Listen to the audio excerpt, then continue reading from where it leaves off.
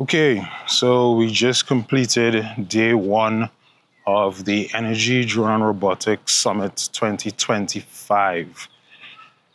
And whoa, let me tell you, there's a lot to see, so many people to talk to, people in the different parts of the industry, podcasters, industry experts, specialists.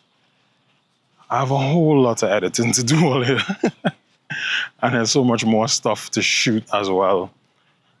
So getting ready for day two tomorrow, and we have a lot more stuff to capture, a lot more people to talk to, some more interviews to conduct, a lot more networking to get done as well.